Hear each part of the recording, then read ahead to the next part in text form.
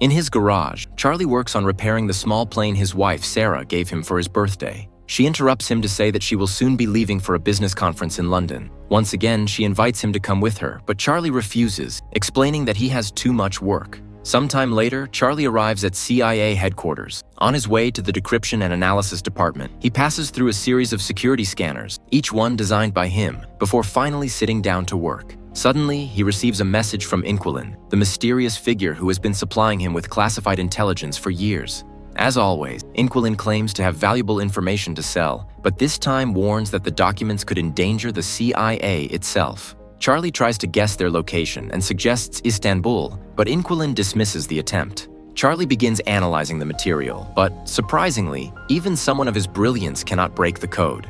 After lunch, he returns to his office and receives a call from Sarah, who tells him she has already arrived in London. Charlie already knows. He has been tracking her. Their conversation is brief, as his mind is fixed on the encrypted files waiting for him. Unable to make progress, he takes his computer into a restricted area, where a more advanced system allows him to work faster. After some time, he finally manages to open the files, and what he sees leaves him shaken. The documents are top-secret government records revealing that a drone strike, disguised as a suicide bombing, was authorized and then covered up. News footage included in the files reports 150 casualties, among them French Special Forces and Danish Marines. The entire operation was orchestrated by Chief Moore, Charlie's own boss. That night at home, Charlie tries to call Sarah, but she does not answer, so he leaves her a voicemail. The next day, Charlie arrives at the office and is surprised to find Moore waiting for him. Moore takes him to the office of O'Brien, who has only recently become director. She explains that there has been a terrorist attack at a hotel in London and that Sarah was among the victims. Charlie refuses to believe it and demands to call her. Instead, Moore turns on the television and shows him the news. The reporter explains that 4 terrorists stormed the hotel, took 4 hostages, and killed 2 of them. Moore then plays the hotel's security footage, which shows the chaos of the incident and confirms that Sarah was one of the victims. When Charlie returns home, he finds dozens of reporters waiting outside, with police struggling to hold them back. A friend helps him get into the house without being harassed. The next day, Charlie confronts Moore and Supervisor Caleb, consumed by suspicion. He cannot believe that the terrorists could have slipped past thousands of security cameras in London, especially when they had driven through open traffic. Moore promises that the matter is under investigation, but Caleb sends Charlie home. The following day, Charlie goes to the airport to collect Sarah's body and her belongings. At home, he opens her suitcase and finds a gift she had bought for him. The sight of it finally breaks him. Unable to endure staying at home, Charlie returns to work and uses the restricted computer system to hack into the hotel's security cameras and those on the surrounding streets. He reconstructs a detailed timeline of the events and presents it to his superiors. The 4 terrorists had stolen a vehicle in the East End, then entered the hotel through the service entrance, where they professionally wiped away all fingerprints and DNA. They were apparently there for a meeting with Impact Investments from Indonesia. But something went wrong, and an argument broke out in the corridor. One of the firm's security guards lost his temper, and one of the terrorists opened fire, killing 1 guard and leaving the other critically wounded. Hotel security was alerted immediately and called the police. Desperate to escape without being caught, the terrorists forced their way into a conference room and took hostages. Sarah was among those taken because she tried to help some of the attendees escape. Charlie runs voice and facial analysis and identifies the 4 terrorists: Mishka from Moscow, Lawrence, a former South African Special Forces operative, the mercenary Horst, and Gretchen, a former intelligence officer.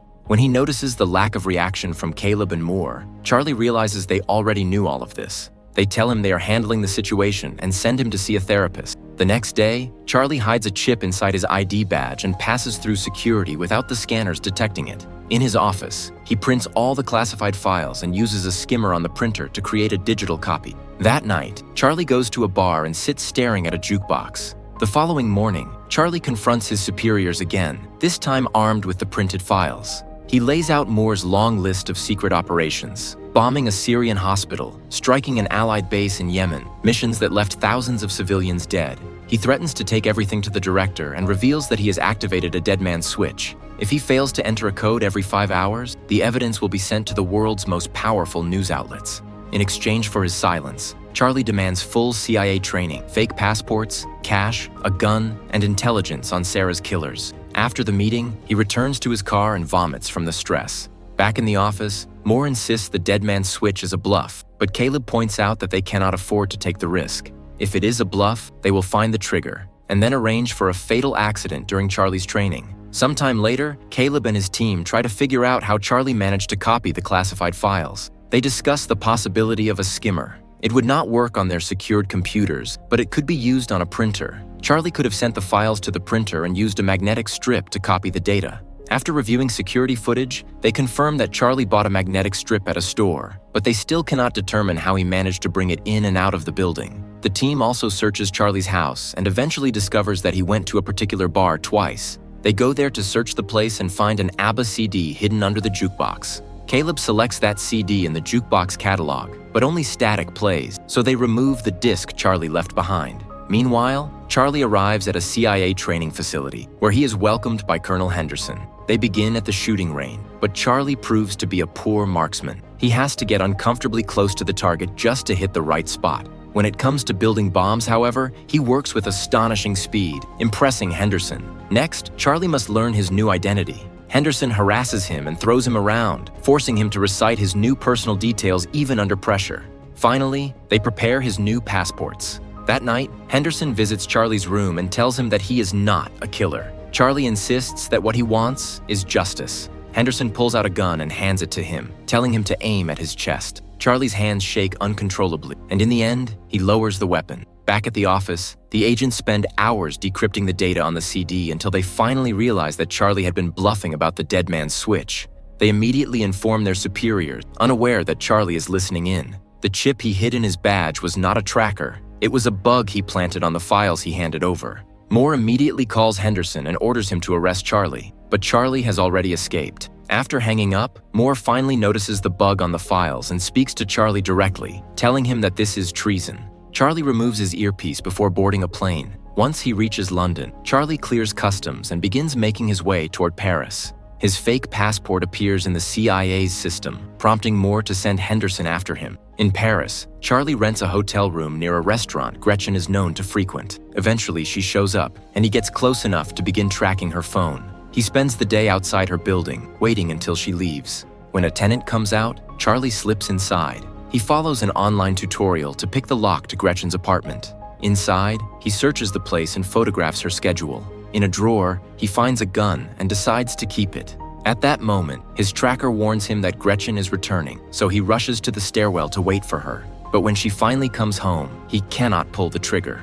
Disappointed and shaken, he rushes back to the hotel and pretends that Sarah is there waiting for him. After calming himself, he studies the photos more carefully and realizes that Gretchen has been visiting a hospital frequently. Hacking into her medical records, he discovers that she has severe allergies. The next morning, Charlie buys a large number of flowers. He waits at a cafe until he sees Gretchen, then follows her to the hospital. She's undergoing tests when the doctor notices that the computer screen is malfunctioning and leaves the room to get help. Charlie enters, disguised as a doctor, and locks Gretchen inside the machine. She begins to panic, but Charlie ignores her as he starts filling the chamber with pollen. The doctor and a nurse hear the noise and rush to the room, but the door is locked from the outside. Inside, Gretchen begins to weaken as her allergies take hold. Charlie tells her he will help her if she tells him where to find Horst, the man who shot Sarah. The allergic reaction makes it impossible for her to speak. Charlie opens the chamber, but Gretchen immediately slams him against a desk. They crash through the room, fighting savagely and hurling each other into furniture. Charlie pulls his gun, but Gretchen knocks him down, wrenches the door open, and runs. Desperate, Charlie chases her into the street. Just as he is about to shoot, Gretchen is struck by a car. Horrified by her broken body, Charlie forces himself to step closer and take her phone. Then he runs, dumping the lab coat in a trash bin. Back at the hotel, he washes the blood from himself and packs his belongings. That night, he goes to the bus station and buys a ticket to Marseille. Soon, news of Gretchen's death reaches the CIA. O'Brien confronts Moore about it, and he answers only that Gretchen appears to have been killed by one of their own. That night, Charlie goes to a bar and drinks heavily, trying to drown the guilt over Gretchen's death. In his haze, he thinks he sees Sarah dancing, but when he looks again, it is only a woman who resembles her. Then he notices Henderson approaching and panics. He pushes through the crowd, escapes the bar, and runs through the streets until he finds another place to hide. Henderson follows him there as well. Charlie rushes into the bathroom and locks the door, but there are no windows. With no way out, he's forced to step back into the bar. He joins Henderson at the counter and learns that he was tracked using Gretchen's phone. After a brief exchange, Charlie shows him the timer on his own phone and bolts. Seconds later, a bomb explodes in the bathroom. Chaos erupts in the bar, and Henderson loses sight of him. The tracker on Charlie's phone stops working as well. The next morning, Charlie contacts Inquilin for help and leaves on a cargo plane bound for Turkey. In Istanbul, he goes to a restaurant and texts Inquilin. When he hears a man's phone ringing, he approaches, but a woman blocks him and tells him to check his own phone. Charlie leaves the restaurant, and the woman approaches him again, confirming that she is Inquiline. She already knows about his wife and makes him hide his hat and backpack in a shopping bag. She tells him to wander around and pretend to shop, then meet her at a garage. A short time later, Charlie meets her again, and she drives him to her home. During the drive, Inquilin explains that she became a hacker 6 years earlier after her husband died. He had been a CIA asset working for Russian intelligence, the original Inquilin, and he taught her everything. The official story says he fell from a window. When they arrive, Inquilin tells Charlie that this is the only place she has managed to stay for more than 3 years and admits she's tired of running. If the Russians ever come for her, she keeps a gun to end her own life. They begin going over the case. Horst is the leader responsible for hiring mercenaries for Moore. Lawrence is an arms dealer, so Inquilin offers to pose as a weapons seller to get close to him. That leaves Mishka, who travels constantly and posts everything online. Studying his photos, they notice a woman with him. Facial recognition leads them to her Instagram account, and they confirm she is in Spain.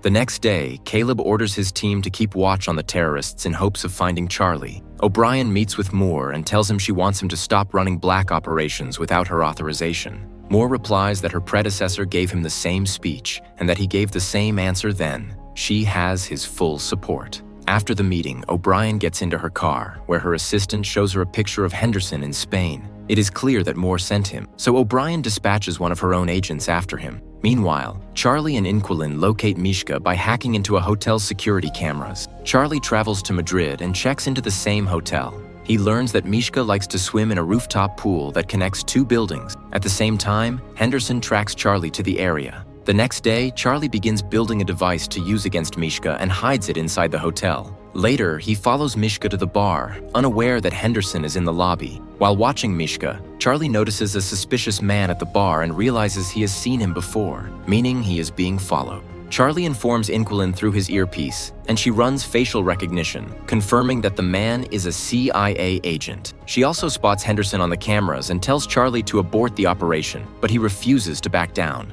When Mishka goes to the pool, Charlie confronts him and demands to know where to find Horst. If he refuses, Charlie warns him, the pool will be destroyed. Mishka does not believe him and starts swimming away. Charlie presses a button, and the glass beneath the pool begins to crack. Mishka panics and swims faster, but it is too late. The glass shatters, and he plunges to his death as the water cascades down into the street below. Inquilin warns Charlie that Henderson and the other agent are closing in and gives him directions to escape. A chase follows, and Henderson nearly catches him, but at that moment the other agent attacks. The man tackles Henderson, and they crash into a laundry room, fighting violently and hurling each other across the space. Henderson slams the man's head into a washing machine. The agent pulls a gun and shoots Henderson, but Henderson steals the weapon and shoots him back. Charlie arrives and hesitates, unsure whether to help, but Inquilin orders him to run. The next day, O'Brien summons Moore to her office and asks about Charlie. Moore claims he is on bereavement leave, and she lets him go,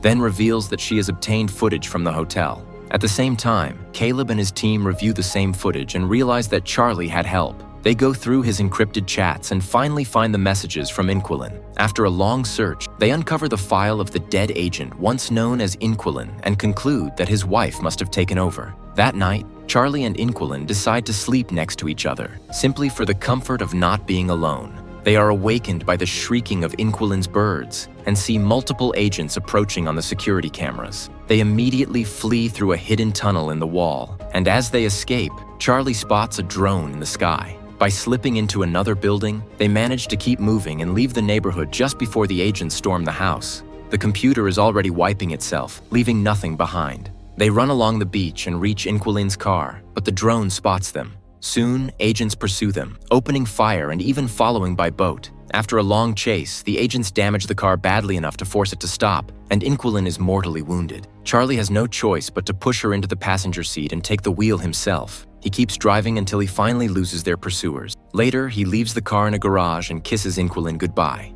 The next day, Charlie contacts Lawrence, posing as an arms dealer, and arranges a meeting. He buys new electronics and travels to Romania. In an abandoned building, he records his own face and hacks into a security feed in Berlin. The CIA now believes he is in Berlin and sends their people there. When Lawrence arrives at the meeting place, he finds a ringing phone on a chair. Charlie tells him to open a box. Inside, Lawrence discovers several bombs. If he moves, they will detonate. When he notices a photo of Sarah in the box, Charlie steps out from behind him, demands Horst's location, and promises to deactivate the bombs if he cooperates. Lawrence explains that Horst operates in Russian waters and usually receives deliveries at a Baltic seaport. When Charlie asks how to contact him, Lawrence says he only receives coded messages from Horst's men.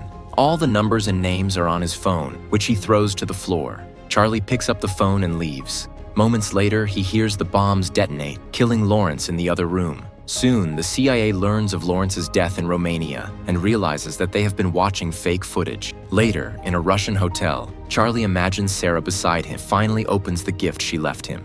Inside is a puzzle, which he quickly solves, revealing a tender message from his wife. In the morning, he goes to the port and notices a suspicious vehicle. He sends the code to Horst's men and sees a man by the vehicle check his phone. Charlie follows him, photographs his boat, and then leaves. After buying tools, Charlie returns to the hotel and traces the yacht the boat belongs to using its registration number. He also studies the sea routes Horst might be using. The next morning, Charlie approaches the boat. Suddenly, someone strikes him from behind, knocking him unconscious and causing him to drop Sarah's puzzle.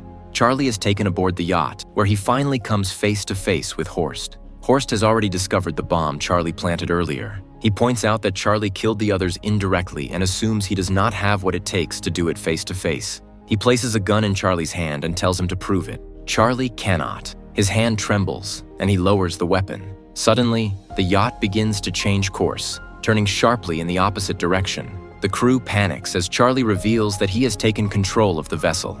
The yacht is administered by the CIA, and since Charlie helped design the very protocols that protect it, hacking into its systems and redirecting it toward Finland was easy for him. Before long, the yacht is surrounded by the Finnish Navy and Interpol. Horst and his men are arrested on the spot. Sometime later, O'Brien holds a press conference to announce that all the corrupt agents who had been using the CIA's resources for illegal operations have been captured.